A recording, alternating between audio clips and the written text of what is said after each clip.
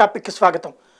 Telugu Desam party అధినేత చంద్రబాబు, జనసేన అధినేత పవన్ కళ్యాణ్ తాజాగా మరొకసారి సమావేశమయ్యారు. క్రిందటి నెల 4వ తేదీ తర్వాత మళ్ళీ జరిగినటువంటి సమావేశం. అప్పట్లో ఉమ్మడి మేనిఫెస్టో గురించి చర్చలు జరిపారు. ఈ దఫా ఏం చర్చలు జరిగినాయి? వాస్తవంగా అయితే గనక ఇక ఎన్నికల ఘట్టంలో భారతదేశపు మొత్తం ఎన్నికల ఘట్టానికి తెరలేస్తోంది. ఎస్పెషల్లీ మార్చి ఏప్రిల్ నెలల్లో ఎన్నికలు జరిగేటువంటి అవకాశం ఉందన్నటువంటి వాదన వినబడుతోంది. ఈ దశలో తెలంగాణ ఎన్నికలలో పోటీ చేసినటువంటి జనసేన అక్కడ పూర్తి స్థాయిలో తన ప్రయత్నం చేసింది. భారతీయ జనతా పార్టీతో కలిసి మూవ్ అయింది. ఇప్పుడు ఆంధ్రప్రదేశ్లో భారతీయ జనతా పార్టీతో కలిసి ఉన్న తెలుగుదేశం జనసేన సంకీర్ణ ప్రభుత్వం వస్తుందన్నదే పదే పదే చెప్తున్నటువంటి నేపథ్యం. భారతీయ జనతా పార్టీ ఇక్కడ తేల్చుకోవాల్సినటువంటి సందర్భం. ఓవైపున సీట్ల సర్దుబాట్లు గురించిన చర్చలు జరిగినాయా, మరొక వైపున గ్రౌండ్ లెవెల్లో వచ్చేటప్పటికి ఒక్కొక్క అసెంబ్లీ నియోజకవర్గానికి ఇన్ఛార్జీల్ని చంద్రబాబు ప్రకటించుకుంటూ వెళ్తున్నారు. వీళ్ళకి ఎన్ని సీట్లు ఇస్తానన్నారు, ఆ సీట్లకు సంబంధించి ఒక స్పష్టత వచ్చిందా, గౌరవప్రదమైనటువంటి స్థానాలంటే జనసేన ఎంత భావిస్తోంది, తెలుగుదేశం ఎంత ఇచ్చేటువంటి అవకాశం ఉంది, భారతీయ జనతా పార్టీతో పొత్తు ఉంటుందా, ఎన్డీఏలో భాగస్వామి అవుతుందా తెలుగుదేశం, లేదంటే ఐఎన్డీఐఏలో భాగస్వామి అవుతుంది. ఎందుకంటే తెలంగాణలో ఎవరితో పొత్తు లేదని చెప్పినా కాంగ్రెస్ పార్టీకి పూర్తి స్థాయిలో మద్దతు ప్రకటించినటువంటి నేపథ్యంలో వస్తున్నటువంటి సందేహాలకి సంకేతం ఏంటి, ఏం జరగబోతుంది? ఈ అంశానికి సంబంధించి చర్చలో పాల్గొంటూ ప్రస్తుతం మనతో పాటు ఉన్నారు అవుతు శ్రీధర్, వైఎస్ఆర్ కాంగ్రెస్ పార్టీ నాయకులు, సింగళూరు శాంతిప్రసాద్ గారు, జనసేన అధికార ప్రతినిధి, రఘునాథ్ బాబు గారు, భారతీయ జనతా పార్టీ సీనియర్ నాయకులు, చెవులు కృష్ణాంజనేయులు, రాజకీయ విశ్లేషకులు మనతో పాటు లైవ్లో జాయిన్ అవుతున్నారు. ముందుగా కృష్ణాంజనేయులు గారు, చాలా కాలం అయిపోయింది, ఈ మధ్యన కనిపించట్లేదు, మీరు సీతకన్నేసినట్టున్నారు. ఎలా ఉంది ఇప్పుడు ఈ వాతావరణాన్ని, ఎలా చూడాలి వీళ్ళ మీటింగ్ని? నమస్తే సాయి గారు, ప్యానల్ మెంబర్స్ అందరికి కూడా నమస్కారం. మన మీడియాలో కూడా ఆంధ్రప్రదేశ్ రాజకీయాల కన్నా తెలంగాణ ఎలక్షన్స్ మీద ప్రయారిటీ పెరిగిపోయినటువంటి పరిస్థితి ఉంది కదా. ఎవరు మాట్లాడినా తెలంగాణ రాజకీయాల మీద మాట్లాడారు. నమ్మత్తం ఏమిటంటే ఆంధ్ర రాజకీయాల మీద తెలంగాణ వాళ్ళు మాట్లాడతారు హైదరాబాద్ లో కూర్చొని, కానీ ఆంధ్ర వాళ్ళు మాత్రం తెలంగాణ రాజకీయాల మీద మాట్లాడితే వీళ్ళకేం తెలుసు, వీళ్ళకి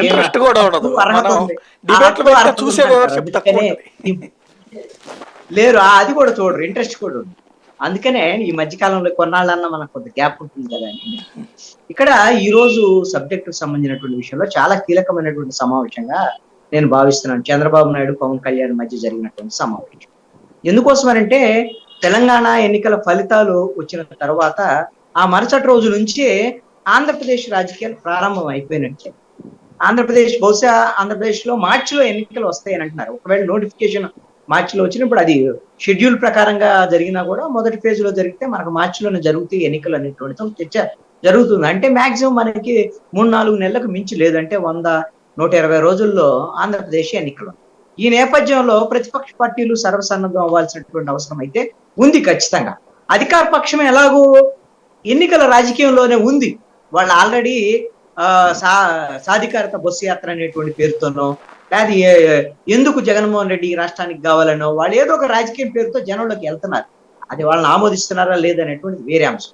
ఇప్పుడు ప్రతిపక్ష పార్టీలే ఒక 3 నెలల పాటు చంద్రబాబు నాయుడు అరెస్టు తర్వాత, దాదాపు 3 నెలలు అవుతున్నాయి అని అనుకుంటున్నాను నేను, ఒక 80 రోజులు అయినటువంటి ఆ తర్వాత పూర్తి స్థాయిలో ఇంకా జనంలోకి రాలేదు అనేటువంటి చర్చ.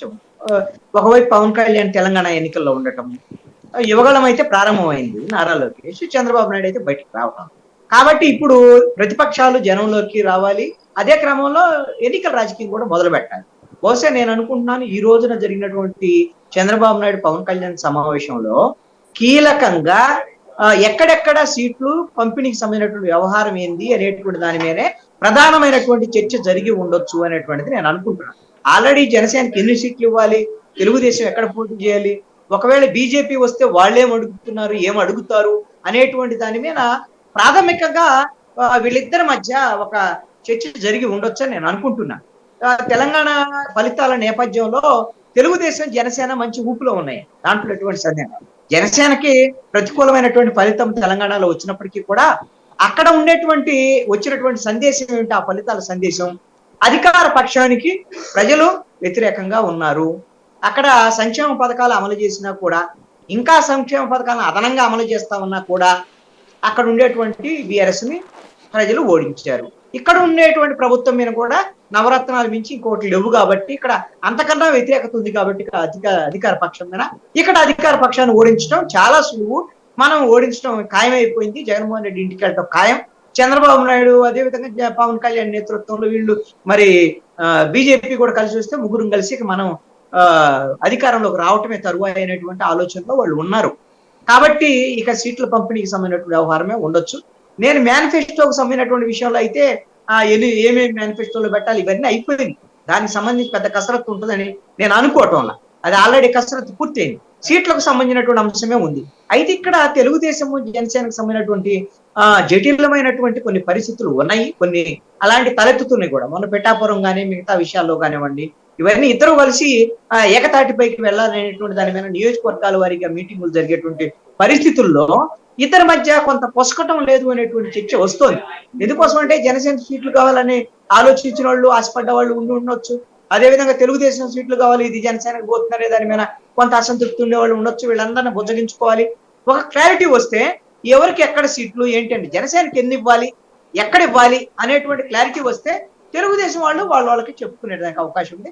జనసేన కూడా మనకి ఇన్ని సీట్లు వస్తున్నాయి కాబట్టి మనము పార్లమెంట్ సీట్లు ఎన్ని, అసెంబ్లీ సీట్లు ఎన్ని, కాబట్టి మనం వీటిల్లో పోటీ చేద్దాం, మనం మద్దతు ఇద్దాం వాళ్ళకి. ఖచ్చితంగా రేపు ప్రభుత్వం వచ్చిన తర్వాత మనకి ఇంకా కొంత ప్రయారిటీ ఇస్తానని ఇవి చెప్పుకోవడానికి అవకాశం ఉంటుందని చెప్పేసి నేను అనుకుంటున్నాను. ఆ విధమైనటువంటి కీలకమైన చర్చ జరిగి ఉండొచ్చు. అయితే ఇక్కడ బీజేపీ యొక్క పాత్ర ఏమిటి అనేటువంటి దాన్ని బీజేపీ తెలంగాణ ఎన్నికల ఫలితాల తర్వాత బీజేపీ యొక్క ఆలోచన కూడా మారి ఉండొచ్చేమో అనుకుంటున్నాను. అక్కడ వాళ్ళ టార్గెట్ ని బీజేపీ రీచ్ అవ్వాలి, కానీ వాళ్ళ పెర్ఫార్మెన్స్ పెరిగింది. వాళ్ళ టార్గెట్ ఏమిటి, కాంగ్రెస్ పార్టీని ఓడించాలి. బీఆర్ఎస్ అక్కడ మళ్ళీ గెలిస్తే కాంగ్రెస్ పార్టీ ప్లేస్ లోకి బీజేపీ వెళ్ళాలి, దాన్ని మింగేయాలి బీజేపీ అని ఇది ప్లాన్. కానీ ఈ విషయంలో అక్కడ ప్రభుత్వం మీద పోరాడింది, కాంగ్రెస్ పార్టీ మీద పోరాడింది. జనము తీసుకున్నారు, ఇద్దరిని తీసుకున్నారు. కొన్ని చోట్ల బీఆర్ఎస్ ఓడించారు బీజేపీ వాళ్ళు, కొన్ని చోట్ల కాంగ్రెస్ ఓడించారు. ఆ విధంగా బీజేపీ పెర్ఫార్మెన్స్ అయితే పెరిగింది. కాబట్టి ఇక్కడ ఆంధ్రప్రదేశ్ లో కూడా పెర్ఫార్మెన్స్ పెంచుకోవడం కోసం మరి తెలుగుదేశం పార్టీ ఇక్కడ ఏదో పోగొట్టాలి వాళ్ళని, వాళ్ళు లేనటువంటి తెలుగుదేశం ప్లేస్ లో బీజేపీ రావాలి అనే దానికన్నా మరి ప్రభుత్వం మీద వ్యతిరేకత అనేటువంటి అంశంలో కొంత వాయిస్ రైజ్ చేస్తే వాళ్ళ పెర్ఫార్మెన్స్ ఏమైనా పెరుగుతున్నారు. 2014 తరాలో మరి పవన్ కళ్యాణ్, చంద్రబాబు నాయుడు, బీజేపీ కలిస్తే ఏమన్నా రేపు పొద్దున భవిష్యత్తు ఉంటుందని ఆలోచిస్తారేమోనని బీజేపీ వైపు నుంచి నేను అనుకుంటున్నా. అలాంటి వాతావరణం ఉండొచ్చు. పవన్ కళ్యాణ్ ఇప్పటికే చెప్పున్నాడు కదా, బీజేపీ ఎలాగో మనతో వస్తుంది అనేటువంటి విధంగా. బీజేపీ యొక్క వ్యవహార ధోరణి కూడా అంతే ఉంది. ఎందుకంటే ఇక్కడ బీజేపీతో ఆంధ్రప్రదేశ్ లో పొత్తు పెట్టుకుంటే ఏవో కొన్ని ఓట్లు వస్తాయి తప్ప సీట్లు రావని అన్న తర్వాత, తెలుగుదేశంతోనే పొత్తు ఉంటది వాళ్ళతోనే ముందుకెళ్తామని అన్న తర్వాత కూడా మాకు జనసేనతో పొత్తు ఉంది, ఆయన ఎన్డీఏలోనే ఉన్నాడు అని చెప్పుకుంటున్నటువంటి వాళ్ళ పరిస్థితుల్లో వాళ్ళ జాతీయ పార్టీగా ఉండే దిగజారుతనం అనేది మనం చూసాం. అంటే వాళ్ళ అడ్జస్ట్మెంట్ ఉంది ఆంధ్రప్రదేశ్ లో. మరి పవన్ కళ్యాణ్ అడ్డం పెట్టుకుని తెలుగుదేశంతో పొత్తులోకి వెళ్ళాలి. ఆ తర్వాతే కదా తెలంగాణలో జనసేనతో పొత్తు పెట్టుకున్నది బీజేపీ వాళ్ళు, అక్కడ వద్దు అనేటువంటి దాని మీద. అంటే ఆంధ్రప్రదేశ్ లో కూడా భవిష్యత్తులో పొత్తులో కలిసి వెళ్ళటం కోసం తెలంగాణలో జనసేన కలుపుకొని కొంత బీజేపీకి సంబంధించినటువంటి పెర్ఫార్మెన్స్ ఇమేజ్ ని పెంచుకొని ఓట్లు సంపాదించింది బీజేపీ. అక్కడ నష్టపోయినటువంటి వాళ్ళు ఎవరు అంటే తెలంగాణలో పవన్ కళ్యాణ్ కలుపుకోవటం వల్ల బీజేపీ పెర్ఫార్మెన్స్ పెరిగింది, ఓట్లు పెరిగింది, అన్ని పెరిగింది. ఆటలో అరటిపండు అయింది ఎవరు అంటే పవన్ కళ్యాణ్. ఏంటి 8 సీట్లు ఇచ్చారు పవన్ కళ్యాణ్కి, 32 సీట్లు అనుకుంటే తీరా 8 సీట్లలో కూకట్పల్లిలో వచ్చినటువంటి 40,000 ఓట్లు దాదాపుగా.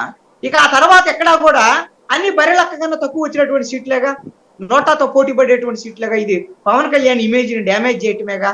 కావాలని మరి ఆ ఇమేజ్ ని డ్యామేజ్ చేసేటువంటి కుట్ర మరి ఏదైనా బీజేపీ చేసిందేమో మరి నాకు తెలియదు. కావాలని చేసిందా లేకపోతే ఒకవేళ అతను ఏమైంది మనకు ఉపయోగం అవుతాడు కదా ఇక్కడ పోటీ చేస్తే కలుపుకుంటే సరిపోయేది కదా అనుకున్నదో అని తెలియదు. కానీ మిత్రుడికి మాత్రం తీవ్రమైన అన్యాయం జరిగింది.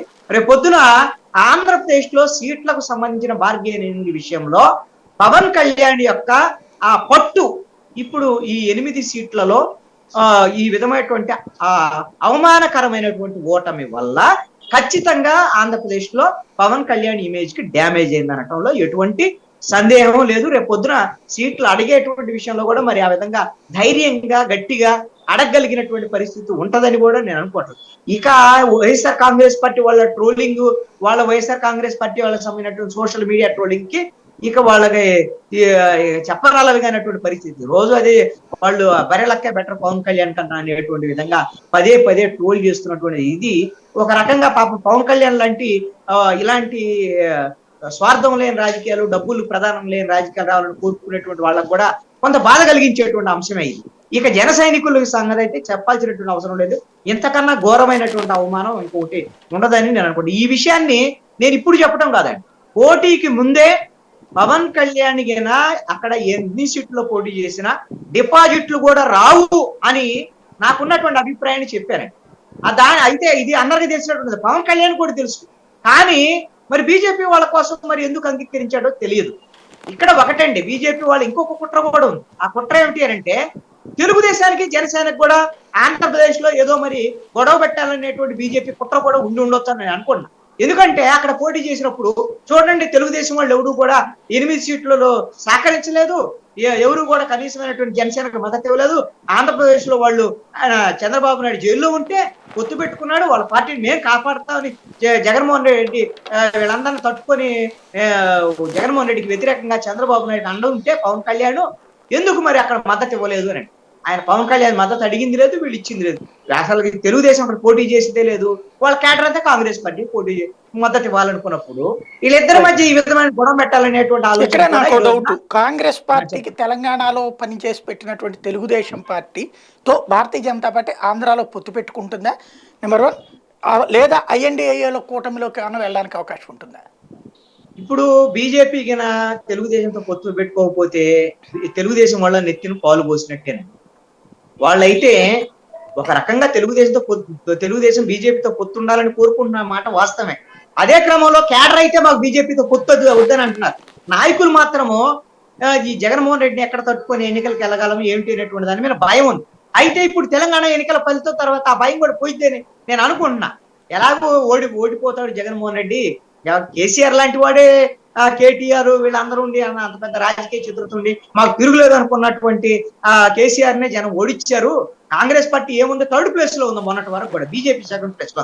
అలాంటిది కాంగ్రెస్ పార్టీ జనం అందరూ కూడా నెత్తిని పెట్టుకొని గెలిపించారు. ఇంక జనం అందరూ మమ్మల్ని గెలిపిస్తారు ఎలాగూ, తెలుగుదేశం జనసేన కూటమిని బీజేపీ లేకపోయినా పర్వాలేదని నాయకత్వం కూడా అనుకుంటారు. కాబట్టి బీజేపీ లేకపోతేనే బాగుండని కాంగ్రెస్ ని కలుపుకుని వెళ్తానని నేను అనుకోను. తెలంగాణలో కాంగ్రెస్ పార్టీకి మద్దతు ఇవ్వటం వెనక బీఆర్ఎస్ కి రిటర్న్ గిఫ్ట్ ఇవ్వడం, కేసీఆర్ కి రిటర్న్ గిఫ్ట్ ఇవ్వడం అనేటువంటిది చంద్రబాబు నాయుడు యొక్క ప్రధానమైనటువంటి అంశం. చంద్రబాబు నాయుడు అరెస్ట్ విషయంలో కేటీఆర్ మాట్లాడినటువంటి మాటలు, అదే విధంగా జగన్మోహన్ రెడ్డి కేసీఆర్ ఒక్కళ్లే, వీళ్ళిద్దరికి బీజేపీ సపోర్ట్ ఉందనేటువంటి ఈ అంశాలన్నింటినీ ఆధారపడి అక్కడ బీఆర్ఎస్ ఓడించాలి, రేవంత్ రెడ్డిని గెలిపించాలి, కాంగ్రెస్ పార్టీని గెలిపించాలి, మా ప్రభావం ఉంది తెలంగాణలో కూడా అని చెప్పుకోవాలండి. ఈ రోజున తెలుగుదేశం ఒక రకం కాలు రెగరేసి మేము మద్దతు ఇచ్చిన కాంగ్రెస్ గెలిచింది, మేము ఓడించాలనుకున్న బీఆర్ఎస్ ఓడిపోయింది. కాబట్టి జనమందరూ కూడా మమ్మల్ని గెలిపిస్తారు, తెలుగుదేశాన్ని జనసేన అని చెప్పుకొని ప్రచారం చేసుకోవడానికి కూడా ఆంధ్రప్రదేశ్ లో అవకాశం ఉంటుందని నేను అనుకుంటున్నా. బీజేపీ కోసం తెలుగుదేశం పాకులు అడ్డేటువంటి అవకాశం ఉండకపోవచ్చు అని నేను అనుకుంటున్నాను. కానీ బీజేపీ మాత్రం జనసేన ద్వారాగా ఆ తెలుగుదేశంతో పొత్తుకు పాకులాడొచ్చు అని నేను అనుకుంటున్నాను ఇప్పుడు ఉండేటువంటి పరిస్థితులు. రైట్. శాంతి ప్రసాద్ గారు ఏమంటారు, వాళ్ళ మీటింగ్ ఎలా చూడాలి? సాయి గారు, మీకు ప్యానెల్లో ఉన్న పెద్దలకు సోదరులకు చూస్తున్న నమస్కారం. మా మిత్రులు కృష్ణాంజనేయులు గారు చాలా వీరోచితమైన, ఒక రకమైన అనుకూలమైన, ఒక రకమైన వ్యతిరేకమైన భావనలు ఎక్స్ప్రెస్ చేశారు.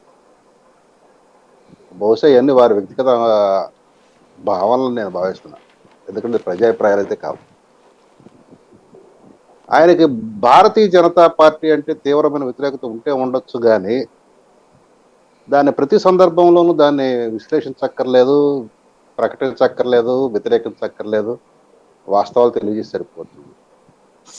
తెలుగుదేశం పట్ల సానుకూలత ఉంటే మేము ఎప్పుడైనా తప్పుపడ్డాం ఇప్పుడున్న పరిస్థితిలో. బర్రెలక్క గురించి చాలా గొప్పగా చెప్పారు, జనసేనకు అవమానం పొందారన్నారు, ఇక చాలా విషయాలు మాట్లాడారు. ఒక్క విషయం స్పష్టం చేస్తున్నాను, పవన్ కళ్యాణ్ గారు తెలంగాణ జన సైనికుల కోరిక మేరకు పోటీకి వెళదామా వద్దనే ఒక సమాలోచన చేసినప్పుడు, వెళదామని జన సైనికులు అక్కడ ఉన్నవాళ్ళు చెప్పినప్పుడు మీలో ఎంతమంది సిద్ధంగా ఉన్నారు అంటే చాలామంది చెప్పారు. మరి ఏంటి మీ పరిస్థితి అని అడిగినప్పుడు సగం మంది జారిపోయారు. సో ఇక్కడ ఏం జరుగుతుంది అంటే నాయకత్వాన్ని పెంచుకోవాలనే ఆలోచన అయితే ఒకటి ఉంది తెలంగాణలో జనసేన పార్టీగా. కానీ ఎంతమంది జన సైనికులు సన్నిద్ధంగా ఉన్నారనే దాని మీద ప్రశ్నాలు. జనసేన మంచా చెడ లేకపోతే వ్యూహాలు ఎత్తుగడలు వీటి గురించి ఆలోచించదు. మనం రాజకీయ పోరాటంలో ఉన్నామా లేదా, ఎంత మేరకు మనం పోరాడగలం, మన శక్తి ఎంత అనే దాని మీద పవన్ కళ్యాణ్ గారికి ఎప్పుడు కూడాను ఆయనకు అంచనాలు ఉన్నాయి. దాని మీద వాస్తవికత ఆయన మాట్లాడతారు. అందుకు ఉదాహరణ ఈ మధ్య ఆయన మాట్లాడారు తెలంగాణలో కూడా. నాకు తెలంగాణలో ఇంత మటుకి ఎక్కడ కూడా తిరగలేదు, ప్రచారం చేయలేదు.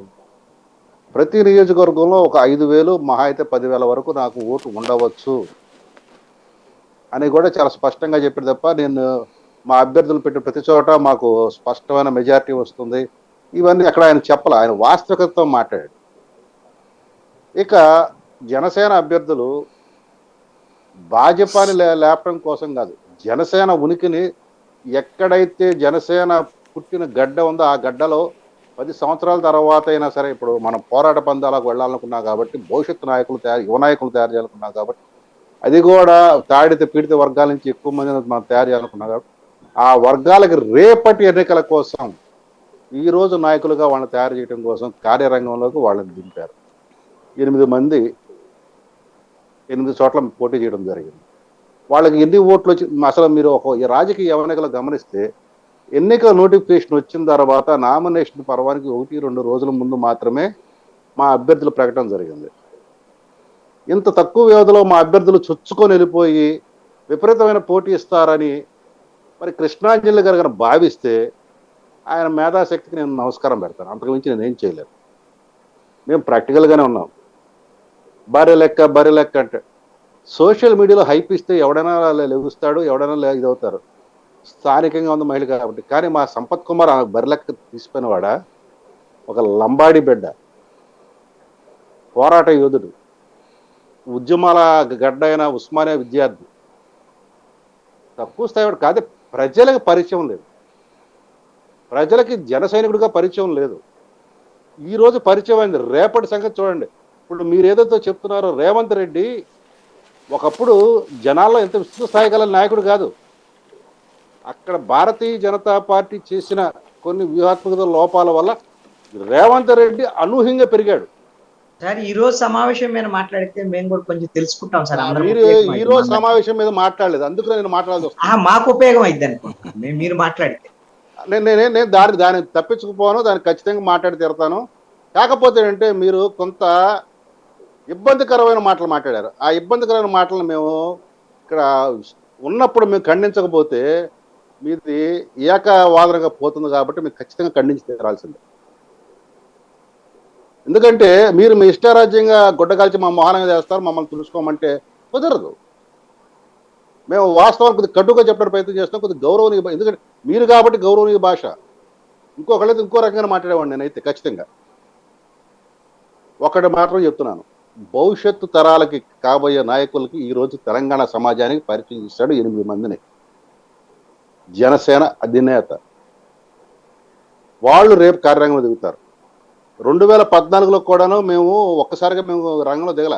2019లో దిగాము. కొంతమంది మా నాయకులు తయారు. ఇప్పుడు 24 మీరు గమనించండి మా ఈ పోరాటం ఎట్లా ఉంటుంది అనేది. మేము ధన రాజకీయంలోనే ప్రజాస్వామ్యం కావాలని కోరుకుంటున్న వాళ్ళం కాబట్టి, డబ్బులు పంచి ఓట్లు తీసుకునే పద్ధతి అయితే ఎప్పుడైనా రావచ్చు, ఎక్కడైనా రావచ్చు. ఏదో సినిమా డైలాగ్ కూడా, బుల్లెట్ దిగిందా లేదా అనేది. ఆ టైపు కాదు మాది. మేము ధనస్వామ్యం, ధనంతో పని లేని, ఓటు కొనుగోలు చేయని రాజకీయాల కోసం మేము ప్రయత్నిస్తాం కాబట్టి, మాకు నిలదొక్కుకోవడానికి సమయం పడుతుంది కాబట్టి మేము కొంత వ్యూహాత్మకంగా అడుగులు వేస్తున్నాము. అది కొంత సమయం తీసుకుంటుంది. అందుకనే పవన్ కళ్యాణ్ గారు 25 సంవత్సరాల రాజకీయం అనే మాట ప్రతిసారి మాట్లాడేది. మీరు అది కన్వీనియంట్గా మర్చిపోయి సాంప్రదాయ రాజకీయ పార్టీలు చూసేసి మమ్మల్ని కూడా ఆ గాడిలో కట్టేసేసి బరిలెక్క, ఎక్కడ బరిలెక్క, రేపు పార్లమెంట్ కూడా పోటీ చేస్తారు చూద్దాం. అప్పుడు మీరు ఏదో ఒక చిన్న సంఘటన పట్టుకొని హైప్ ఇచ్చేసేదానికి మిగతా అంతా అయిపోయింది. ఇక తోకట్పల్లి గురించి మాట్లాడారు సార్. నేను ఒకటి చెప్తున్నాను, పవన్ కళ్యాణ్ గారు గన ఓట్ల రాజకీయం చేయాలనుకుంటే కులపరంగా ఆయన ఒక్క మాట మాట్లాడితే, ఈరోజు ప్రేమ్ కుమార్కి 1,00,000 పైన ఓట్లు వచ్చాయి. 1,00,000 పైన ఓట్లు వచ్చాయి, మీరు గుర్తుపెట్టుకోండి. ఎందుకో చెప్పనా, కాపు, మున్నూరు కాపు, తూర్పు కాపు ఇవన్నీ కలిపితే, బలిజా కలిపితే 80,000 ఓటు ఉంది అక్కడ. మాదిగ సామాజిక వర్గం, మందకృష్ణ మాదిగ బాజపత నరేంద్ర మోడీ గారితో కలిసిన ఆ మాదిగ సామాజిక వర్గం 15,000 ఓట్లు ఉన్నాయి. ఎవరు ఓట్లు అక్కర్లా. కానీ పవన్ కళ్యాణ్ అటువంటి కుట్ర, కుత్సిత, కుల, నీచ రాజకీయాలు చేయదలుచుకోవాల. ఫెయిర్గా అడిగాడు ఓటర్లని. అందుకే 40,000, 30 ఓట్లు తక్కువ 40,000 ఓట్లు వచ్చింది ఆ అభ్యర్థికి. డబ్బు పంచకుండా, అది గుర్తు పెట్టుకోండి, డబ్బు పంచకుండా వచ్చిన ఓట్లు అవి. ఏ పార్టీకైనా వస్తాయా డబ్బు పంచకుండా ఆ స్థాయి ఓట్లు? అది పవన్ కళ్యాణ్ ఇమేజ్. మీరు దాన్ని దృష్టిలో పెట్టుకుని మాట్లాడండి. ఇక అక్కడికి వదిలేసేసి ఇక్కడ మన ఆంధ్రాకి వస్తే, ఎస్, ఇవాళ మరలా కలిశారు చంద్రబాబు నాయుడు గారు, పవన్ కళ్యాణ్ గారు, అటు లోకేష్ గారు, ఇటు నాదెండ్ల మనోహర్ గారు. రేపటి ఆంధ్రాలో ఏ రకంగా వ్యూహాత్మకంగా అడుగులు వేయాలా, ఎత్తుగడలు ఏ రకంగా ఉండాలి అనే దానిలో సమీక్ష చేసుకుంటున్నారు. అయితే మా కృష్ణాచారి గారు పక్కనే కుర్చీ చేసుకుని కూర్చున్నట్టుగా ఆయన టీకా తత్పరం చెప్పేశారు. సీట్ల పంపకం, ఎవడెవరు ఎక్కడ పోటీ చేయాలి, ఏ సీట్లు తీసుకోవాలి, ఎన్ని సీట్లు తీసుకోవాలని ఈయన ఇప్పుడే చెప్పేస్తున్నారు. బహుశా ఆయన అక్కడ పక్కన కుర్చీ చేసుకుని కూర్చున్నారో నాకు తెలియదు. మరి మాకైతే సమాచారం రాలేదు. కాబట్టి తొందరపడి కోయలు కూసినట్టుగా కోయొద్దు. వాళ్ళు చెబుతారు కదా, రేపు 9వ తారీఖు మీటింగ్ ఉంది కదా, లోకేష్ గారి యువగలం ముగింపు సందర్భంగా సభాస్థలిలో వారు కలయిక ఉంటుంది కదా, అక్కడ చెప్తారు కదా, అన్ని విషయాలు వివరాలు కూడా చెప్తారు కదా, ఎందుకు కలిసామో కూడా చెప్తారు కదా. పవన్ కళ్యాణ్ గారు అయితే చెప్తారు కదా ఖచ్చితంగా. మీకైతే అంతవరకు నమ్మకం ఉంది కదా. కాబట్టి మనం పక్కనే కూర్చోనో, మనం లేకపోతే మన చెవిలో వారు చెప్పినట్టుగానో మనం డిబేట్లోకి వచ్చి అనవసరమైన గందరగోళాన్ని సృష్టించొద్దని నేను విన్నపం చేస్తున్నాను. ఎందుకంటే పెద్దలు కాబట్టి. వైసీపీ వాళ్ళకి స్వేచ్ఛ ఉంటుంది ఏ రకంగా మాట్లాడటానికి. అంటే ఇక్కడ ఒక పాయింట్ ఏంటంటే, మామూలుగా ఇంతకు ముందు మీటింగ్స్ అయినప్పుడు ఇదిగో ఈ విధంగా మేమిద్దరం చర్చించుకున్నామనే ప్రెస్ నోట్ అది రిలీజ్ అయ్యేది, లేదా నాదెళ్ల మనోహర్ గారు అని చెప్తుండేవాళ్ళు. ఇప్పుడు అది రాకపోవడం వల్ల ఎవరి అంచనాలు అనుకుంటారు. రెండవది ఏంటంటే, తెలుగుదేశం నియోజకవర్గాల వారికి ఇన్ఛార్జిని అనౌన్స్ చేసుకుంటూ వెళ్ళిపోతుంది. మీ దగ్గర నుండి అది లేకపోవడం వల్ల కూడా ఆ సందేహం వస్తుంది. తెలుగుదేశం ఈ రోజు వరకు ఏ ఒక్క నియోజకవర్గానికి అభ్యర్థిని ప్రకటించలేదు. నిన్న కూడా గుడివాడ రాము, గుడివాడకి వెనుగళ్ల రాము, అరక్కి వేరే ఆయన పేరు కూడా అనౌన్స్ ఇన్ఛార్జీలను ప్రకటించడం. వాళ్ళే ఎమ్మెల్యే క్యాండిడేట్లు అని కూడా చెప్పారు ఇంతకుముందు అచ్చెన్నాయుడు. మా ఇన్ఛార్జీలు ఎమ్మెల్యే క్యాండిడేట్లని. అచ్చెన్నాయుడు మాట ఫైనల్ కాదు అక్కడ. ఇది మనం బలంగా గుర్తుపెట్టుకోవాలి. అచ్చెన్నాయుడు మాట ఫైనల్ కాదు, చంద్రబాబు నాయుడు గారి మాట ఫైనల్. కాబట్టి అక్కడ ఏంటంటే, గుడివాడలో రావి వెంకటేశ్వరరావు గారిని తొలగిస్తూ వీరికి కీలకమైన బాధ్యత ఇచ్చారు. అక్కడ ఆ వ్యక్తి పోటీ చేస్తాడా, ఎన్ఆర్ఐ పోటీ చేస్తాడా ఏమో, రేపు నారా భువనేశ్వరి గారు పోటీ చేయొచ్చు. వాళ్ళ సొంత నాన్నగారి నియోజకవర్గం కాబట్టి గ్రౌండ్ క్లియర్ చేసి అక్కడ గ్రౌండ్ ఆ సన్నిహిత కోసం కొంతమందిని నియమించారు. అంతే తప్ప అభ్యర్థులను ఎక్కడ కూడా తెలుగుదేశం ప్రకటించలేదు. ఇది మటుకు వాస్తవం. అట్లాగే జనసేన కూడాను ఇన్ఛార్జీలు ప్రకటించారు తప్ప అభ్యర్థులను ఎక్కడ ప్రకటించలేదు. అభ్యర్థులు స్థానాలు నిర్ణయం అయిన తర్వాత ఉమ్మడిగా ప్రకటన ఉంటుంది, లేకపోతే జనసేనకు ప్రకటన ఉంటుంది, తెలుగుదేశం ప్రకటన ఉంటుంది. కానీ సామరస్యంగా ఉంటుంది, ఎటువంటి గందరగోళం లేకుండా ఉంటుంది. ఇక మాకేంటంటే మధ్యలో మా మిత్రులు భాజపా కూడా కలిసి రావాలి. ఇప్పుడు కృష్ణా మా మధ్యలో ఇంకో పొల కూడా పెడతానికి ట్రై చేశాడు ఈ డిబేట్లో, జనసేనకి భాజపాకి మధ్య. సార్, మేము అధికారికంగా పొత్తులో ఉన్నాం, మా పొత్తు ఏంటంటే తెలంగాణలో కూడా చూపించాం, మీరు ఎంత పుల్ల పెట్టాలనుకున్న మటుకు కుదరదు. ఇటువంటి ప్రయత్నాలు ఒక కీలకమైన పాయింట్, ఇప్పుడు భారతీయ జనతా పార్టీ రావడానికి ఏమైనా అంగీకరిస్తుందా తెలుగుదేశంతో కలిసి ప్రయాణానికి?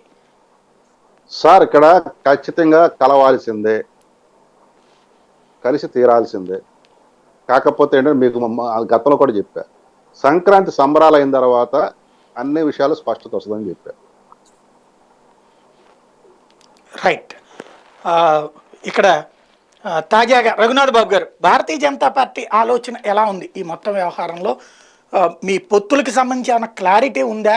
ఈ 3 రాష్ట్రాల్లో గెలిచారు, తెలంగాణలో ఓడారు కాబట్టి ఆంధ్రాలో సర్దుకుపోయి ఇచ్చిన సీట్లు తీసుకోవడానికి సిద్ధంగా ఉన్నారా? సాయి గారు, మీకు, శాంతి ప్రసాద్ గారికి, కృష్ణాంజలి గారికి, అందరికీ కూడా నమస్కారం. ఇప్పుడు మేము మా ఇదే స్టాండ్ ఏంటనేది చాలా క్లియర్గా చెబుతున్నాం. ఒకటి, మాకు జనసేనతో పొత్తుంది.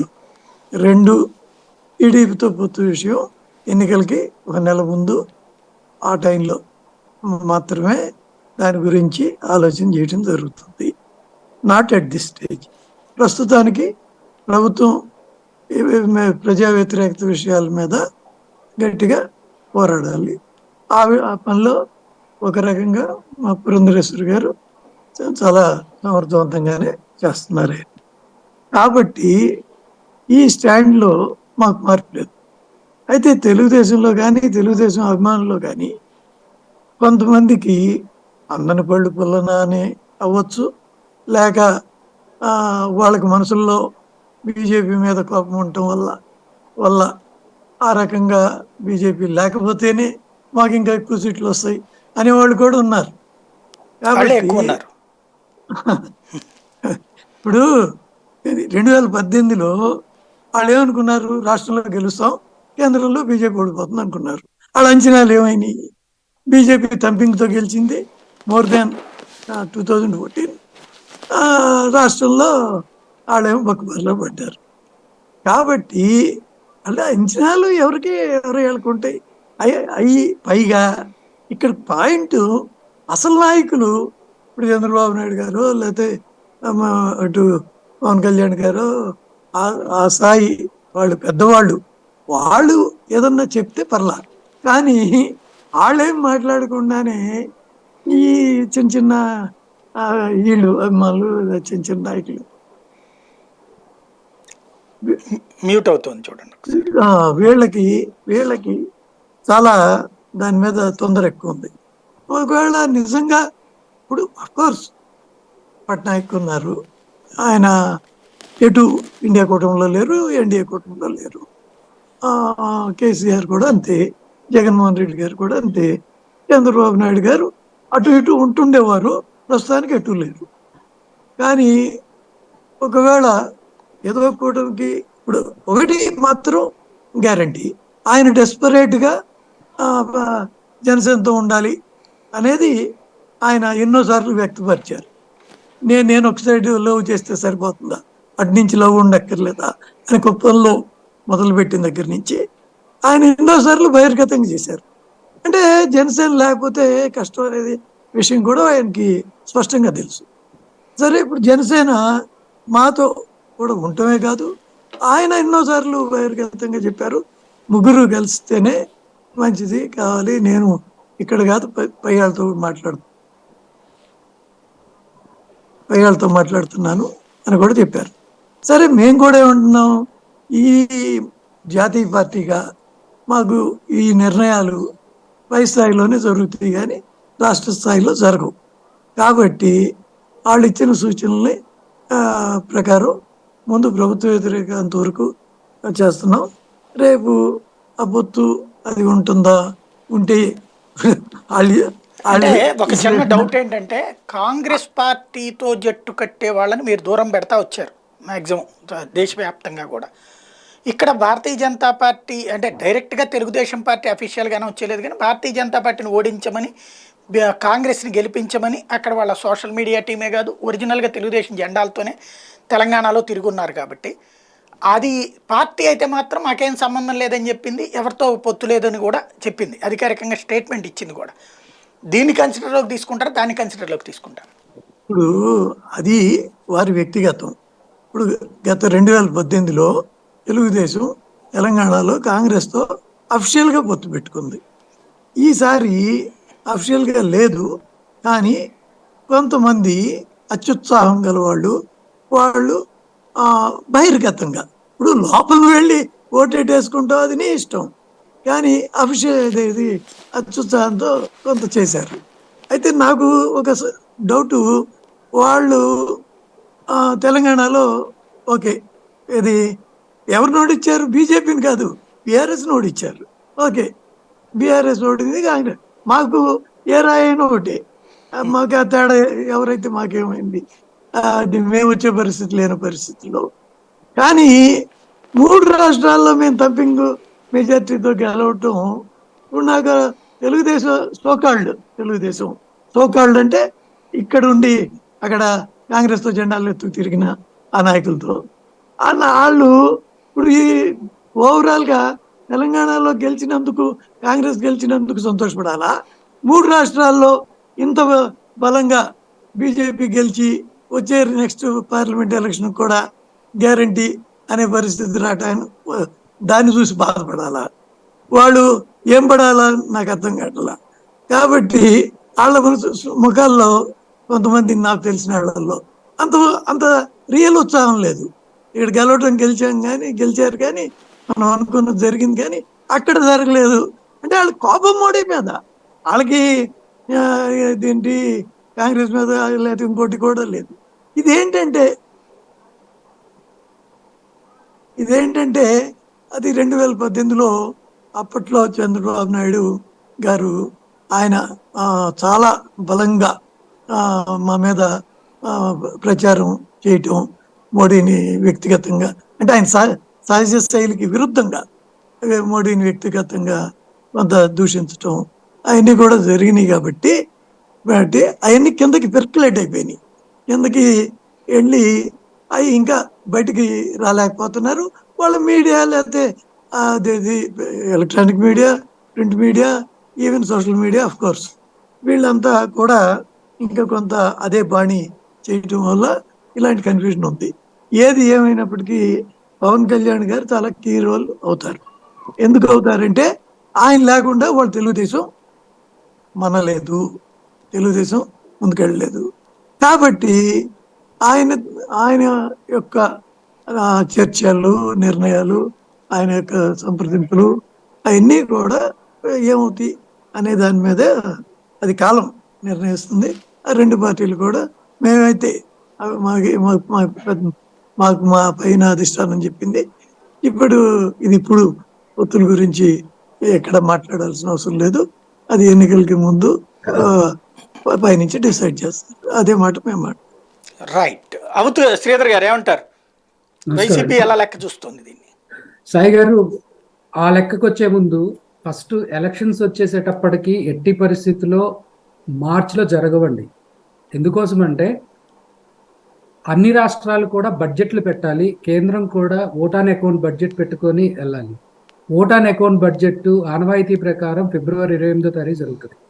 సో అది అయిన తర్వాత ఒక వారానికి నోటిఫికేషన్ వస్తుంది. నోటిఫికేషన్ వచ్చిన తర్వాత దాదాపు 30-35 రోజులు ఎన్నికల ప్రక్రియ ఉంటుంది. కాబట్టి ఎట్టి పరిస్థితుల్లో మార్చిలో ఎన్నికలు జరిగే అవకాశం అయితే లేదు. సో ఇదంతా ఏంటంటే తెలుగుదేశం గత కొన్నాళ్ళుగా, మొన్న ఈ మధ్య కూడా డిసెంబర్లోనే తెలంగాణతో పాటు ఎలక్షన్ వచ్చేస్తుందని ప్రచారం చేశారు. అంతకుముందు మిడ్ టర్మ్ ఎలక్షన్ వస్తుందని చెప్పి పెట్టారు. సో ఇదంతా కూడా తెలుగుదేశం వాళ్ళు చేసే ఒక విష ప్రచారం. దానికి బీజేపీ వాళ్ళు కానివ్వండి, జనసేన వాళ్ళు కానివ్వండి, బహుశా వాళ్ళకున్న లోక జ్ఞానం లేని పార్టీలు కాబట్టి వాళ్ళు ఎలా పడితే అలా మాట్లాడతారు. సో ఇది వాస్తవం. తర్వాత మన శాంతి ప్రసాద్ గారు మాట్లాడుతూ పవన్ కళ్యాణ్ గారు మాట్లాడింది, నేను తెలంగాణలో ఎక్కువ తిరగలేదు కాబట్టి మాకు తెలంగాణలో డిపాజిట్లు పోయినాయి, కేవలం 5,000 ఓట్లు వచ్చినాయి అని చెప్పారు. నేను ఇక్కడ స్ట్రైట్గా ఒక క్వశ్చన్ అడుగుతున్నానండి. ఆంధ్రప్రదేశ్లో ఉన్న ఎన్ని జిల్లాల్లో పవన్ కళ్యాణ్ గారు పర్యటించారు? సో నేను దాదాపు 14 జిల్లాల పేర్లు చెప్తాను. ఈ 14 జిల్లాల్లో కూడా సేమ్ రిపీట్ అవుతుందా? అంతే కదా.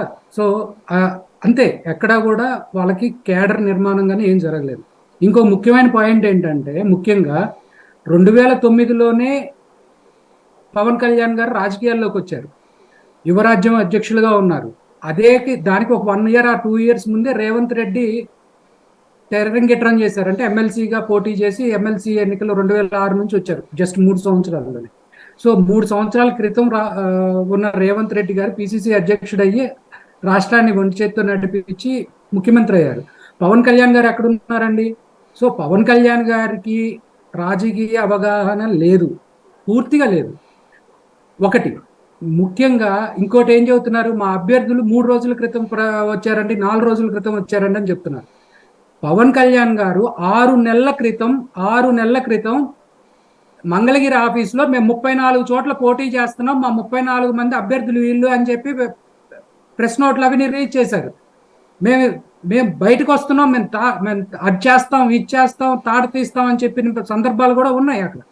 అట్లాగే ఇంకొక ముఖ్యమైన పాయింట్ కృష్ణాంజనేయులు గారు ఏం చెప్తున్నారని కానివ్వండి, లేకపోతే మిగిలిన వాళ్ళు ఏం చెప్తున్నారంటే సంక్షేమం టీఆర్ఎస్ ప్రభుత్వం అధికంగా ఇచ్చేసింది, ఓడిపోయిందని చెబుతున్నారు. నేను ఒకటి అడుగుతున్నా అండి, గత 10 సంవత్సరాల్లో 9.5 సంవత్సరాల్లో టీఆర్ఎస్ అధికారంలో ఉన్నప్పుడు ఒక్క రేషన్ కార్డు ఇచ్చారా? ఈ 9.5 సంవత్సరాల్లో 9.5 సంవత్సరాల్లో రూరల్ ప్రాంతంలో ఒక్క ఇల్లు కట్టించారా? అర్బన్ మొత్తం మీద కూడా వాళ్ళకున్న దాదాపు 1.5 కోటి జనాభా ఉన్న అర్బన్ ప్లేసెస్లో వాళ్ళు కట్టింది 3 లక్షల ఇల్లు 9.5 సంవత్సరాల్లో. సంక్షేమం ఎలా అవుతుందండి? తర్వాత డెవలప్మెంట్ కానివ్వండి, ఏది సంక్షేమం కానివ్వండి, ఆయన సెంట్రిక్గా చేశారు. ఫర్ ఎగ్జాంపుల్ చంద్రబాబు నాయుడు గారు ఎలా అయితే ఒక ఇన్నోవా కొని ఒక 10 లక్షలు 15 లక్షల రూపాయలు సబ్సిడీ ఇచ్చి ఒక కుటుంబానికి ఆ ఊర్లో ఇచ్చారో, సేమ్ ఇవాళ దళిత బంధు కూడా ఒక్కరికి ఇచ్చేసేసి 10 లక్షలు ఇచ్చారు. సో ఆ విధంగా మిగిలిన వాళ్ళు వ్యతిరేకులయ్యారు, ఆ లబ్ధి పొందని వేరే వాళ్ళు వ్యతిరేకులయ్యారు. సో ఇక్కడ జగన్ గారు చేస్తుంది ఏంటి? శాచ్యురేషన్ మోడ్లో మన దగ్గర ఉన్న పథకం ఏదైనా సరే, ఎవరైనా సరే అర్హత ఉంటే వాళ్ళకి పలానా వాళ్ళకి అర్హత ఉండి రాలేదు అనేది ఒక్క మనిషిని చూపించండి ఆంధ్రప్రదేశ్లో. పార్టీలకు అతీతంగా, కులాలకు అతీతంగా, మతాలకు అతీతంగా ఎవరికైనా ఒక్కళ్ళకైనా అర్హత ఉండి ఈ పథకం రాలేదు అని చూపించండి. 4.5 సంవత్సరాల్లో జనసేన ఫెయిల్ అయింది ఈ విషయం చూపించడానికి, బీజేపీ ఫెయిల్ అయింది, తెలుగుదేశం ఫెయిల్ అయింది. అర్హత ఉండి ఎవరికైనా రాజకీయ పథకాలు రాలేదన్న దాంట్లో. తర్వాత ఇంకోటి మెయిన్గా చెప్పేది ఏంటంటే అండి, జనసేన వాళ్ళకి ఒక పొలిటికల్ ఐడియాలజీ లేదు. తెలుగుదేశం గురించి పోటీ చేస్తా ఉన్న పొత్తుతో ఉన్నప్పుడు తెలుగుదేశం వాళ్ళు మద్దతు ఇవ్వలేదు. సరే, వెరీ గుడ్, ఫైన్. కానీ తెలుగుదేశం వాళ్ళు ఏం క్లెయిమ్ చేసుకుంటారు? మా వాళ్ళు కాంగ్రెస్ గెలిచిందని క్లెయిమ్ చేస్తున్నారు. 2018లో కూడా కర్ణాటకలో ఎలక్షన్ జరిగినప్పుడు కర్ణాటకలో మా వాళ్ళనే కాంగ్రెస్ గెలిచిందని చెప్పి చంకలు గుద్దుకున్నారు వీళ్ళు. ఆ తర్వాత జరిగిన ఎన్నికల్లో ఏమైంది? సో ఇప్పుడు కాంగ్రెస్కి మద్దతు ఇవ్వాలా, బీజేపీకి మద్దతు ఇవ్వాలనే సందిగ్ధంలో జనసేన తెలుగుదేశం పూర్తిగా ఉండిపోయినాయండి. ఇప్పుడు చూస్తేనేమో బీజేపీ 3 స్టేట్లు డంపింగ్ మెజారిటీతో కొట్టుకొచ్చేసింది, అండ్ తెలంగాణలో కూడా రైజ్ అయింది. At the same time Congress hopes పెట్టుకున్నటువంటి ఛత్తీస్గఢ్లో కూడా లిటరల్గా ఫెయిల్ అయింది. సో ఇప్పుడు చంద్రబాబు నాయుడు గారు కానివ్వండి, వీళ్ళు కానివ్వండి, ఎవరితో పొత్తు పెట్టుకోవాలనే దాని మీద సందిగ్ధంలో ఉన్నారు. ఇవాళ నా అంచనా మేరకు ఇవాళ జరిగిన మీటింగ్ ఏమంటే అండి, దానికి ముందు కూడా జగన్ గారు గత 2 సంవత్సరాలు 3 సంవత్సరాల నుంచి చంద్రబాబు నాయుడు గారికి పవన్ కళ్యాణ్ గారికి ఉన్నటువంటి అక్రమ సంబంధాన్ని బయట పెట్టారు. వీళ్ళిద్దరు కలుస్తానని చెప్పింది 1 సంవత్సరం క్రితమే. కానీ అంత ముందు నుంచే మీరిద్దరు దత్తపుత్రుడు, దత్త తండ్రి అని చెప్పి చంద్రబాబు నాయుడు గారిని, పవన్ కళ్యాణ్ గారిని జగన్ ప్రతి సభలో చెప్పారు. కారణం ఏంటంటే వీళ్ళిద్దరికీ అనైతిక పొత్తుంది. సో ఇక్కడ జరుగుతూ ఉండేది ఏంటంటే, పవన్ కళ్యాణ్ గారి సెంటర్ ఫోకస్ కాపు కులం, వెస్ట్ గోదావరి, ఈస్ట్ గోదావరిలో ఉన్న బలాన్ని క్యాప్చర్ చేసుకోవటం. ఆ 2 జిల్లాలు కొద్దో గొప్ప గుంటూరు, కృష్ణా, వైజాగ్ తప్పితే పవన్ కళ్యాణ్ గారు ఈ గత 4.5 సంవత్సరాల్లో ఏ జిల్లాలైనా ఒక్కరోజు స్పెండ్ చేశారా? పూర్తిగా ఒక్కరోజు స్పెండ్ చేయలేదు. సో ఆయనకి గ్రౌండ్ రియాలిటీ తెలియదు. This is apart. అయితే ఇవాళ జరిగిన ఏంటంటే సమావేశం ఏంటంటే, నా ఎక్స్పెక్టేషన్ ఏంటంటే జనాలను ఏ విధంగా మళ్ళీ మోసం చేయాలి. 2014లో కాపులకు రిజర్వేషన్ ఇస్తాను, ఇవ్వకపోతే నాది బాధ్యత అని చెప్పినటువంటి పవన్ కళ్యాణ్, ఇస్తానన్నటువంటి చంద్రబాబు నాయుడు గారు మోసం చేసి ఏ విధంగా ప్రజల్లోకి వెళ్ళి మళ్ళీ మభ్య పెట్టాలి, ఏ విధంగా ఎజెండాను ఫిక్స్ చేయాలి, లేదా ఏ విధంగా మనం చెప్తే ప్రజలు నమ్ముతారు.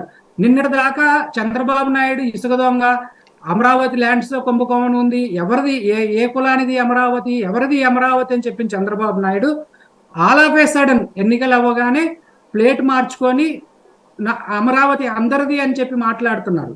సో ఇట్లాంటి రకరకాల విషయాలు ఏదైతే 2019 ముందు, 19 తర్వాత 21 వరకు ఒక స్టాండ్, 21 నుంచి 23 వరకు ఒక స్టాండ్, ఈ స్టాండ్లన్నింటినీ ఒక మిక్సీలో వేసి ఒక జ్యూస్ తీసి ఆ జ్యూస్ని ఏ విధంగా ప్రజలకి కన్విన్స్ చేయాలి అనే దాని మీదే వీళ్ళ ఫోకస్ అండి వాళ్ళంతా కూడా.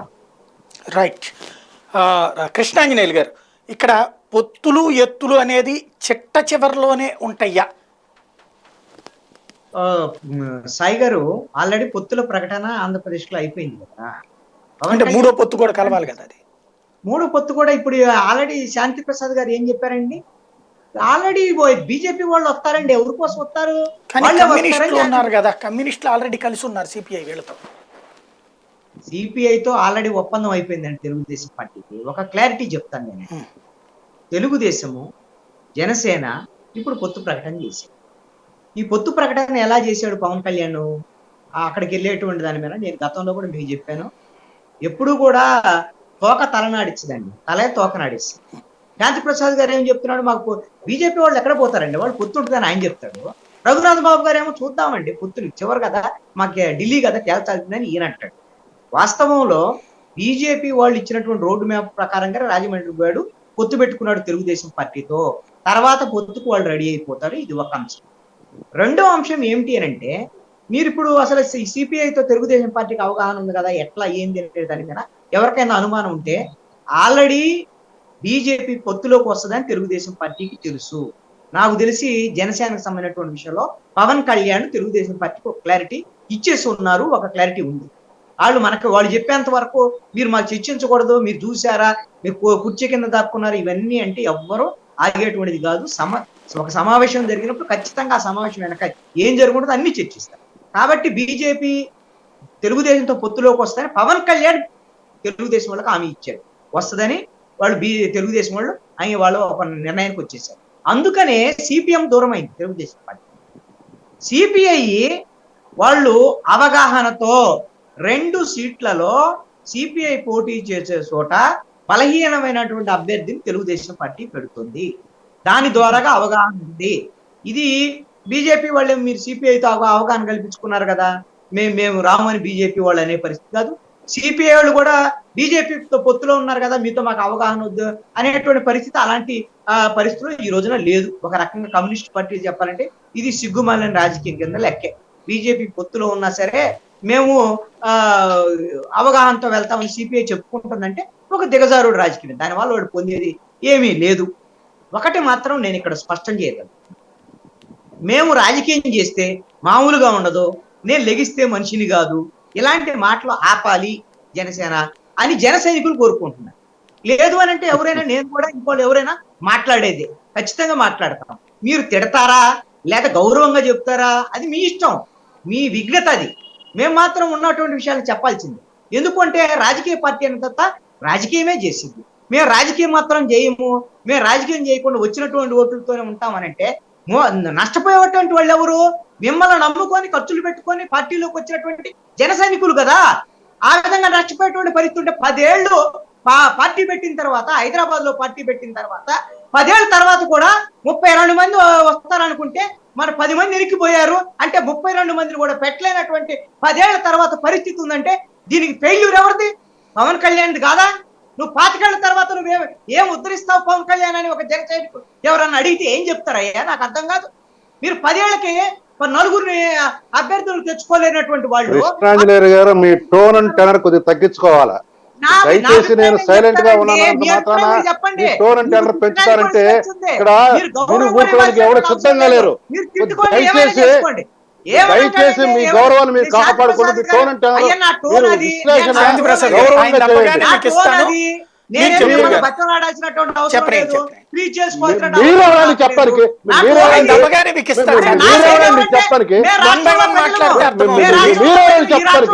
శాంతిప్రసాద్ గారు ఆయన అభిప్రాయాన్ని మీరే పార్టీ కొమ్ము కాస్తున్నారు, మీరు ఏ పార్టీ కొమ్ము కాస్తున్నారు, మీదే ఏం మాట్లాడతారు మీరు డిబేట్ లోకి వచ్చి అన్ని పిచ్చి పిచ్చిగా మాట్లాడకండి. మీరు ఇష్టం వచ్చినట్టు మేము విశ్లేషకులు ఏది పడితే మాట్లాడుతాం, మాకు నోరు ఉంది, మాకు మేధాశక్తి ఉంది.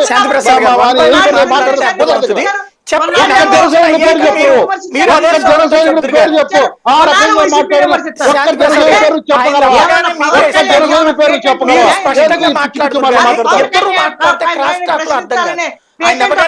ఒక్క జనసైనికుడి పేరు చెప్పండి.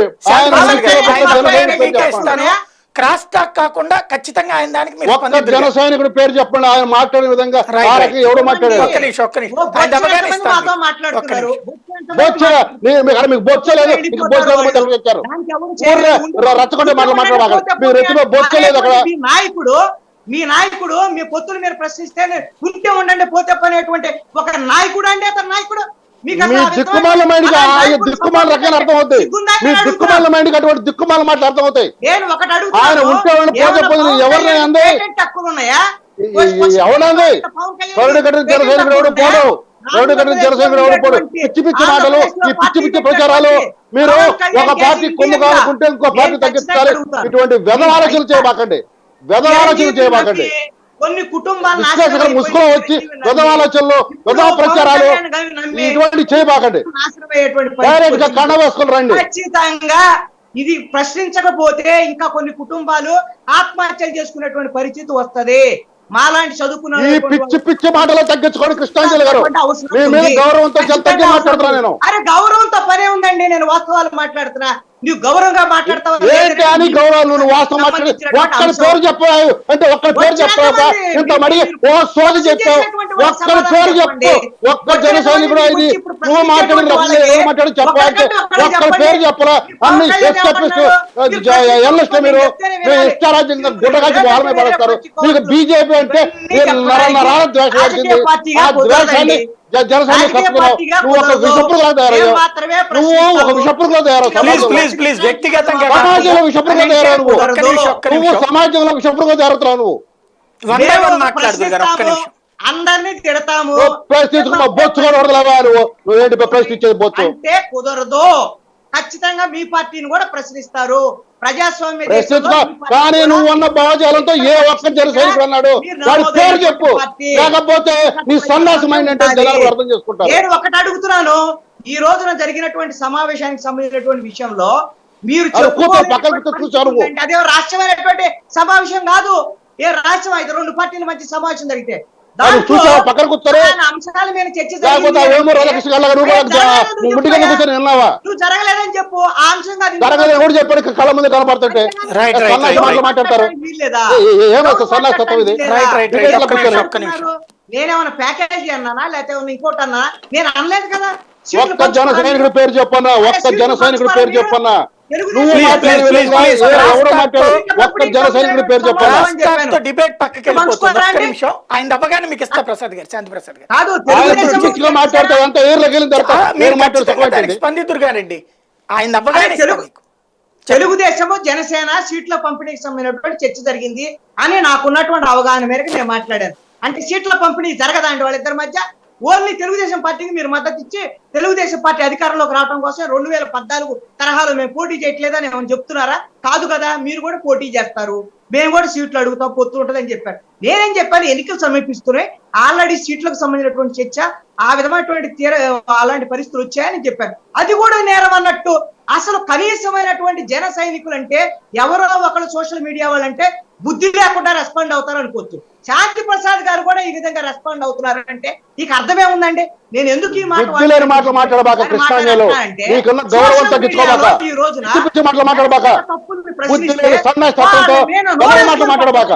ఇది ఒక ఆలోచన మొదలైంది.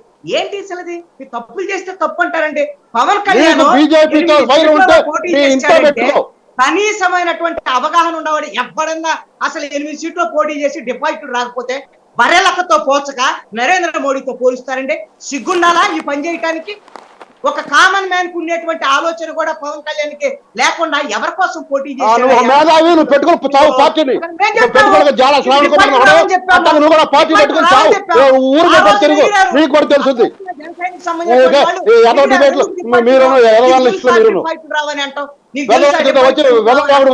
అనేటువంటి విధంగా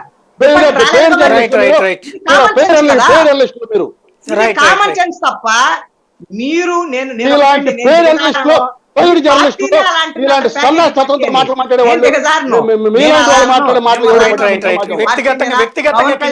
గౌరవం ఉంది కాబట్టి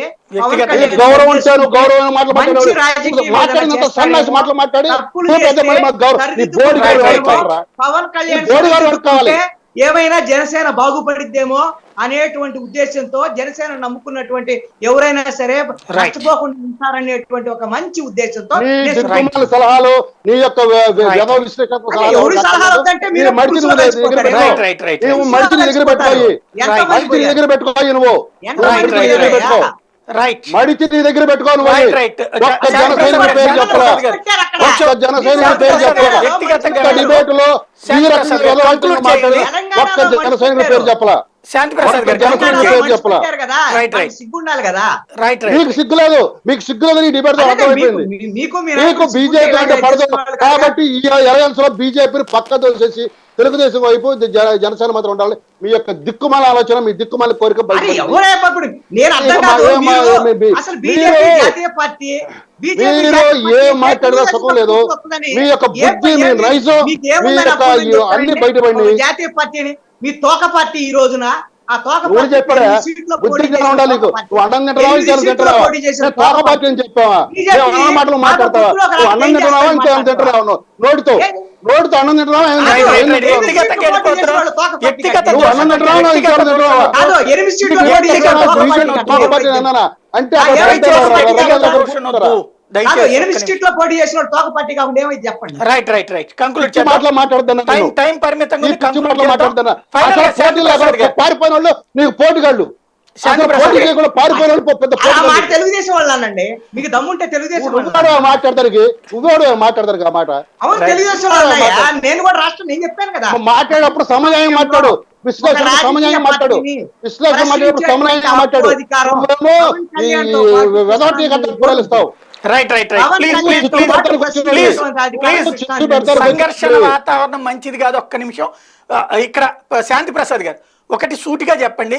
భారతీయ జనతా పార్టీ నుండి జనసేనకి ఏమైనా ఎష్యూరెన్స్ వచ్చిందా ముగ్గురం కలిసి వెళ్ళబోతున్నామని?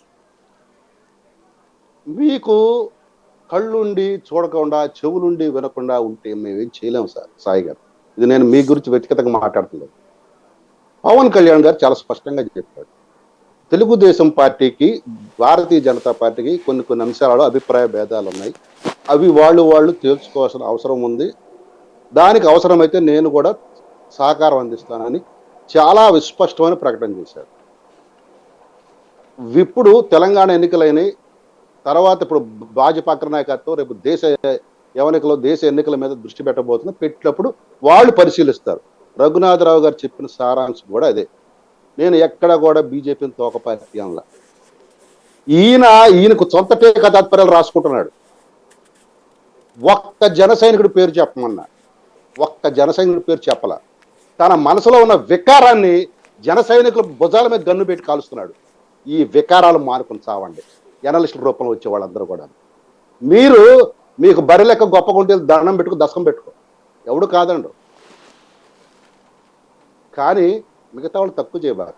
మేము పోటీలోకి ఎప్పుడు వచ్చి మా అభ్యర్థులు ఎప్పుడు వచ్చారు, ఆల్రెడీ తెలంగాణ ఓటర్ డిసైడ్ అయ్యి ఉన్నాడు. అక్కడ డిసైడ్ అయ్యి ఉండి వాక్యూమ్ లేని చోట మేము వెళ్ళాం. వెళ్ళిన చోట సహజంగానే కొంత ఇబ్బందికరమైన వాతావరణం ఉంటుంది. ఆ ఇబ్బందికరమైన వాతావరణం మేము ఫేస్ చేసాం. మేము మగతనంగా ఫేస్ చేసాం, పోరాట పడిమతో ఫేస్ చేసాం. చాలా మందికి అది కూడా లేదుగా. ఒక కుటుంబం అయితే ఆ పులులని మా రక్తం పులులు మేము పెద్ద పోటీకాళ్ళు ఉన్నవాళ్ళు తొరమేర్చుకోబడ్డారు, రాజకీయ పారిపోయి వచ్చారుగా. వాళ్ళ గురించి ఏం మాట్లాడు విశ్లేషకుడు. ఎంతసేపు జనసేన మీద పడి మమ్మల్ని ఉద్ధరించాలనుకుంటే పాజిటివ్ అడ్వైజులు, నెగిటివ్గా మాట్లాడితే నీకు పాజిటివ్ అడ్వైజ్ ఇస్తున్నామని అంటే మీ యొక్క దిక్కుమాలిన మైండ్ని మేము అర్థం చేసుకోలేం. చేతకాని వాళ్ళం అయితే కాదు. అవగాహన రాహిత్యంతో మేము లేము. ఇకపోతే ఒక్క జన సైనికుడి పేరు చెప్పాను. జన సైనికులందరూ ఈరోజు పవన్ కళ్యాణ్ వెనకాల ఒక చైనా వాళ్ళ నిలబడి ఉన్నారు. ఇందులో ఎవరికి కూడా అనుమానం అక్కర్లేదు. ఆయన ఎవరిని పొమ్మన్నాడు? నువ్వు పార్టీలో ఉండు, పార్టీకి వెన్నుపోటు పొడిచే వెధవలు పొమ్మన్నాడు. ఎవడా వెధవలు? వైసీపీకి కొమ్ము కాసే వెధవలు. ఉంటే ఉన్నాడు, పోతే పోండి అన్నాడు. అంత నిర్మోహమాటంగా చెప్పగలిగే మగాడు రాజకీయ నాయకుడు ఎవడన్నా ఈరోజు రాజకీయ ఎవరైనా ఉన్నారా? లేరుగా. మీకు ఇంకో విషయం కూడా చెప్తా. ఆ పార్టీలోనే ఉండి ఆ పార్టీని చెడజెడుతున్నాడు రఘురామకృష్ణరాజు. ఆ పార్టీకి అతన్ని బయటకు తోసే దమ్ము కూడా లేదు ఈ రోజు వరకు కూడా. కానీ మా నాయకుడు చెప్పాడు, నచ్చితే ఉండు లేకపోతే వెళ్ళిపో అన్నాడు. గౌరవంగా వెళ్ళిపోమన్నాడు, గౌరవంగా చెప్పాడు.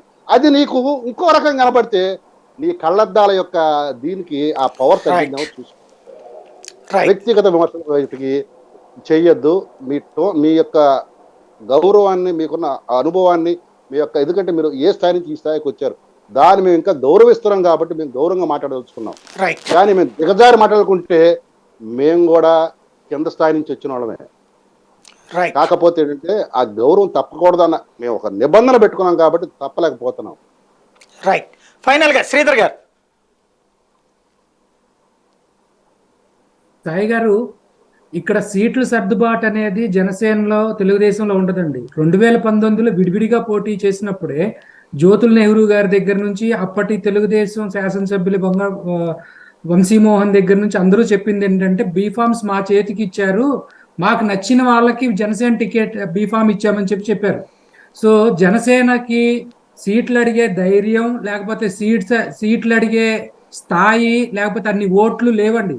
చంద్రబాబు నాయుడు ఏదో 4 రూపాయలు అట్లా ప్యాకేజ్ లోపల ఇచ్చి, లేకపోతే 4 సీట్లు అట్లా ఇస్తే ఊపుకుంటా వెళ్ళి పోటీ చేయడం. వారికి చిన్న విజ్ఞాపన ప్యాకేజ్ ఎట్లా ఉంటదంటే, తెల్లారి ఎలక్షన్ అంటే ఈ రోజు నాగార్జున సాగర్ మీద పోలీసులు పెట్టి షో నడిపి మనోడు ఓడిపోయేవాడు గెలిపిద్దాం అనుకుంటుంది సార్, దాన్ని ప్యాకేజ్ అంటారు. ఎవరు ఓడిపోతున్నారు, ఎవరికి ఆ వంశీ, ఆ జ్యోతుల్ నెహ్రూ వీళ్ళు కాదు నాయకులు, చంద్రబాబు నాయుడు చెప్పాలా మాట. చంద్రబాబు ఎవడో కింద నాయుడు స్థాయి పవన్ కళ్యాణ్ గారు స్పష్టంగా చెప్పినది, కింద స్థాయి నాయకుడు మాట్లాడి పిచ్చి చంద్రబాబు నాయుడిని అమ్మనాభూతులు తిట్టాడు పవన్ కళ్యాణ్.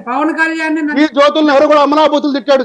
ఈ జ్యోతుల్ నెహ్రూ కూడా మీ ఓడు పక్కన ఉన్నప్పుడు పెద్ద పోటీగా అసెంబ్లీలో పోజులు కూడా కొట్టాడు. నేను అదే చెబుతున్నానండి. చంద్రబాబు నాయుడు ఒక నాయకుడు అంటారేంటి మీరు? చంద్రబాబు నాయుడు నాయకుడు, పవన్ కళ్యాణ్ నాయకుడు అంటారేంటి? వాళ్ళిద్దరు వేరు పార్టీ నాయకులు. వాళ్ళిద్దరికి ఒక దత్త తండ్రి, దత్తత జగన్ రెడ్డి నాగార్జున సాగర్ మీద తెల్లారి ఎన్నికలంటే ఈ రోజు ఎందుకు పోయి చేశాడు, కేంద్రంతో ఎందుకు తిట్టించుకున్నాడు, ఈ రోజు ఆంధ్ర పోలీసులు ముద్దాయిలుగా ఎందుకు తెలంగాణలో ముద్దాయిలుగా ఏవన్గా నిలబడ్డారు? చెప్పండి. జగన్ అడిగింది తప్ప కరెక్టా? ఆంధ్ర పోలీసులు ఏ రోజైనా ముద్దాయిలుగా నిలబడ్డారా? పోలీసులు ముద్దాయిలుగా నిలబడతాం 75 సంవత్సరాల భారతీయ చరిత్రలో ఎక్కడైనా ఉందా? ఒక రాష్ట్ర పోలీసు ముద్దాయిగా నిలబడతాం. కంక్లూడ్ చేయండి. సో ఇక్కడ ఏంటంటే అండి, వాళ్ళు జస్ట్ జనాల్ని ఏ విధంగా మళ్ళీ మోసం చేద్దాం, 2014లో మన ఇద్దరం కలిసి పోటీ చేసినట్టు ఇప్పుడు ప్రజలకి ఏ విధంగా మాయ మాటలు చెప్పి తీసుకొద్దాం అనే దాంట్లోనే ఉన్నారు. ఇప్పుడు కృష్ణాంజనేయులు గారు చెప్పినట్టు సిపిఐ సిపిఎం తోటి అనైతిక పొత్తు నడుపుతున్నారు. బీజేపీలో కూడా అనైతిక పొత్తు ఉంది. వీళ్ళే ఇక్కడ నుంచి మనుషులను అక్కడ పంపిస్తారు, వాళ్ళకే టికెట్లు వస్తాయి. మన కైకలూరు దగ్గర నుంచి 1,00,000 ఎగ్జాంపుల్స్ ఉన్నాయి. అట్లాగే పొత్తు అనేది ఉంటే అజెండా ఏంటి, ప్రజలకి ఏం సమాధానం చెప్పాలి అనే దాని మీద ఇప్పుడు జరుగుతున్న సారాంశం అండి. ఏ విధంగా మోసం చేయాలనేదే సారాంశం. రైట్. ఫైనల్ గా రఘునాథ్ బాబు గారు, ఓవరాల్ గా పెద్ద పెళ్లి కొడుకు లేకపోతే ఎతుకుతున్నది మీ గురించినే. ఈ తెలంగాణలో వచ్చేటప్పటికి మీరు చేసిన వల్ల, అంటే మీరు విడిగా పోటీ చేయడం వల్ల బీఆర్ఎస్ ఓడిపోయింది. ఇక్కడ ఆంధ్రప్రదేశ్లో మీరు విడిగా పోటీ చేస్తే ఎవరికి దెబ్బ వస్తుంది, కలిసి పోటీ చేస్తే ఎవరికి దెబ్బ వస్తుంది అనుకుంటున్నారు? తెలంగాణ వరకు మేము విడిగా పోటీ చేయటం అనేది అసలు మా ఫైటే బీఆర్ఎస్ మీద. కాకపోతే మేము కాంగ్రెస్ యొక్క ప్రచారాన్ని ప్రజలు నమ్మారు, మేము అనుకున్నంత వరకు పెరగల. కానీ 1 సీట్ నుంచి 8 సీట్లు పెరిగాం, 6.5% నుంచి 15%కి వచ్చాం. అట్లాంటి మాకు పాజిటివ్ ఉన్నాయి. తెలంగాణ మరీ డిసప్పాయింటింగ్ రిజల్ట్ ఏం కాదు. దట్ ఈస్ ఓకే, ఎక్స్పెక్టెడ్ రాకపోవచ్చు. నెక్స్ట్ ఆంధ్రాకి ఇక్కడికి వచ్చేటప్పుడు ఇందాక కృష్ణాంజనేయులు గారు జనసేన ఎలాగ మాట్లాడారో అట్లా ఉంచితే మమ్మల్ని కూడా ఏముంది వాళ్ళకి గతి, అంతకన్నా గతి ఉంది, ఏదో ఒకటి ఇస్తే సరిపోతుంది అన్నట్టుగా ఆ లైన్లో ఆయన భావంతో మాట్లాడారు. అప్పుడు అది మాకేమి వాళ్ళ ఎవరితోనో వెంపర్లాడాల్సిన పని లేదు. గౌరవప్రదంగా ఉంటేనే ఒత్తులు ఉంటాయి, అంతేగాని ఏదో 4 ఎంగిల్ మెతుకులు వేస్తే వాటి కోసం ఇదవక్కర్లా. ఎందుకంటే వాళ్ళు చాలామంది ఇంకో మాట మాట్లాడుతున్నారు. ఆంధ్రాలో 25, ఇది నా వ్యక్తిగత అభిప్రాయం, పార్టీది కాదు. ఆంధ్రాలో 25 పార్లమెంట్ సీట్లు కూడా సార్ ఒక్క కేంద్రంలో మాటకు అనుమతించండి రఘునాథ్ బాబు. బీజేపీయే. రఘునాథ్ బాబు గారు, ఒక్క నిమిషం ఒక్క మాటకు ఇదైనాక అనుమతించండి. ఇదైనాక నాదైనాక మీరు మాట్లాడేటప్పుడు నేను మాట్లాడలేదు. అని అలా నేను మాట్లాడలేదు. నేను అలాంటి ఎంకరేజ్ చేయను. మీరు మాట్లాడేటప్పుడు నేను మాట్లాడను, నేను మాట్లాడేటప్పుడు మీరు మాట్లాడను. మీ రాష్ట్ర కార్యవర్గ సమావేశంలో 25 ఈ రాష్ట్ర కార్యవర్గ సమావేశంలో ఉండండి. ఈ నాది పొత్తుకు అవన్నీ సంబంధించినటువంటి అంశం మీద బీజేవైఎం నాయకులు మీ అరే నాది జాతీయ అవన్నీ నాయకుడు బిఎల్ సంతోష్ ని రాష్ట్ర అధ్యక్షుడు అయినాక చెప్పొచ్చు కదా. ప్రశ్నించారండి. ఇప్పుడు నేను చెప్పేది పూర్తి ఇదంతా చేయని- బహిరంగంగా బయటికి తెలిసినటువంటి విషయాలు. నాది పూర్తి చేయనండి. సో 25 పార్లమెంట్ సీట్లు బీజేపీయే అని ఇంకో పక్క చాలా మంది అంటుంటారు. ఇవాళ మేము నేనేమి వ్యక్తిగతంగా అదేంటి టీడీపీ పొత్తుకు వ్యతిరేకం కాదు, అనుకూలం కాదు, పార్టీ నిర్ణయం ముందే చెప్పాను. పార్టీ ఏది చేస్తే అదే చేస్తాం.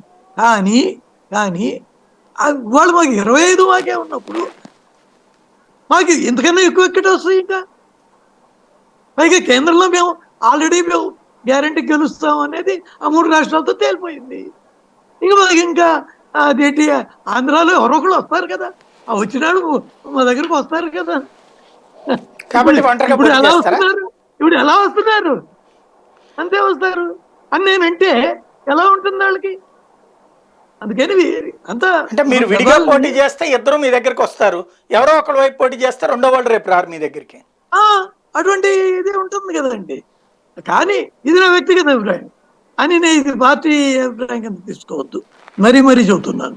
రైట్. కాబట్టి నేను అనేది ఏంటంటే ఏదో 4 సీట్లు పడేస్తే సరిపోతుంది, అటువంటి అంత అగౌరవంగా నాకు ఉండాల్సిన అవసరం లేదు.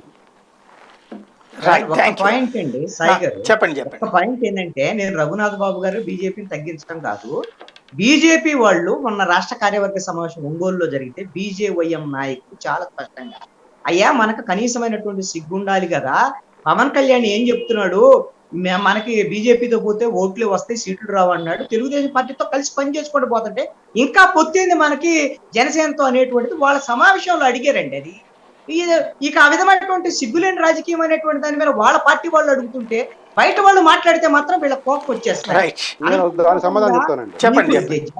మీకు జనసేనకు సంబంధించిన జన సైనికులు ఒక అందరూ అనుబంధ సంస్థలో జరిగిన ఒక చిన్న అందరూ మాట సోషల్ మీడియాలో ప్రశ్నిస్తున్నారండి. సిగ్గులేని సిగ్గు లేకుండా మాట్లాడుతున్నాడు చూసారా. అని వాళ్ళు మాట్లాడిందని వాళ్ళ సమావేశంలో మాట్లాడారు, మీకు రికార్డెడ్ అది బిఎల్ సంతోష్ దానికి సమాధానం చెప్పాడు.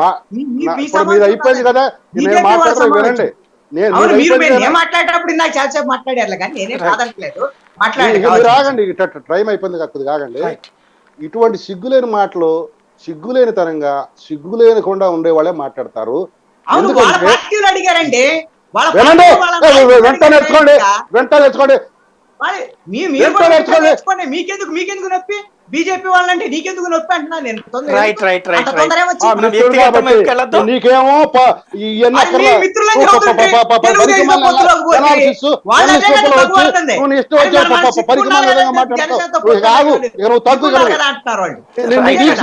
అర్థమైందా ఈ డిబేట్?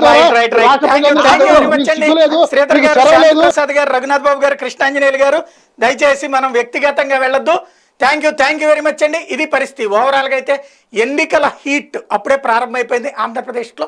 మాటలు తూటాలు పేలుతూ ఉంటాయి, దానికి వెనకాల ఉన్నటువంటి మర్మం ఏంటన్నది రాబోయే రోజుల్లో తేలబోతుంది. ఇది అంశానికి సంబంధించినటువంటి చర్చ.